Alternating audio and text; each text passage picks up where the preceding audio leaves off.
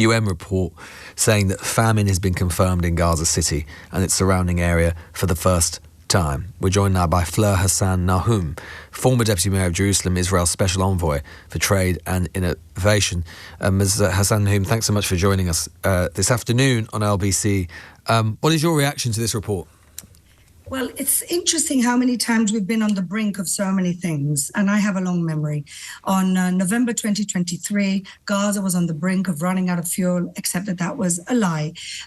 In 2024, March 2024, there was another report on an impending starvation that never happened. A few months back, if you recall, there was another report that 14,000 babies were going to die within 24 hours for lack of food, and that turned out to be a lie. And the reason why you can't rely on any of these reports is because they're all based on data coming from a terrorist group. That well, why don't you allow journalists in? Why doesn't your government allow journalists in? That's a great question. I'm not a war strategist, but what I would say is that I think that the war, the way that we prosecute the war, would be very different if we knew that there were journalists there being taken by Hamas as human shields. It would change everything. And that's the reason. It's the first conflict in the history of the world where journalists haven't been allowed in. I'm sure that that's not the case. No, it is the case. Everything. You know, I just heard somebody else just said to me that somebody in this fake body that's just done this report said... What do you mean it's a fake body? It's a UN body. What are you talking about? No, well, the UN are employing... Isn't it weird? Ms. Hassan-Nahoum, isn't it weird? Well, why are all these... No, let me just put a different question to you. I can tell you this. Somebody just quoted from that report saying that this has been the only famine in the Middle East. Well, these people obviously don't get out much because right now in Yemen, there's a huge famine with people actually dying of starvation, and the same in Sudan. Ms. Hassan-Nahoum, why is it that all of these people, the UN, Save the Children, the Norwegian Refugee Council, Christian Aid, humanitarian organisation after humanitarian organisation, international, what have they all got in for Israel? Why would they all be lying about you?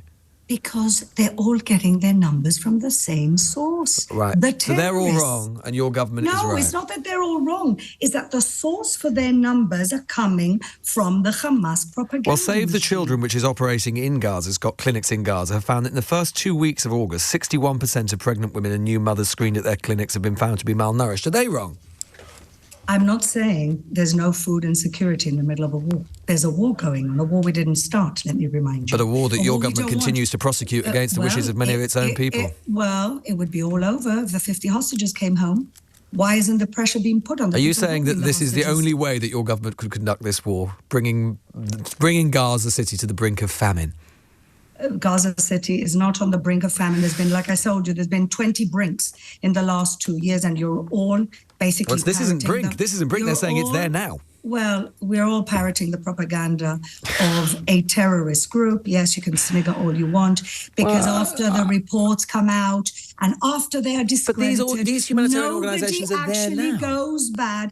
The humanitarian organisations, for example, UNRWA, that employs Hamas terrorists. When Sinwar, one of his tunnels was found, they found an UNRWA card next to all of his effects. Your government... Let's be honest here. UNRWA employs terrorists. Seven of the butchers of October 7th... You think it's okay that 61% of pregnant women are malnourished in Gaza? I think you don't think your government has any moral responsibility towards those women? Unfortunately, you know, we left Gaza in 2005 and we left it in the hands of Hamas in order to rule their own people, to create this Palestinian state they say they wanted, and they turned it into a terrorist base. They attacked us from 2008 with rockets into our sovereign territory. And now 60% of pregnant women are malnourished. You don't know that number. I do know that number. Save the Children has confirmed that they've got clinics in Gaza. I'm going to believe them over you.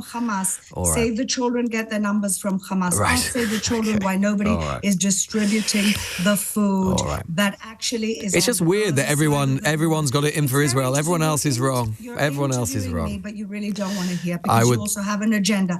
And so because you have an agenda, you use the sources that actually confirm your agenda. And if you want to do... You don't have an agenda, of course. OK, Fleur Hassan-Nahoum, their former Deputy Mayor of Jerusalem.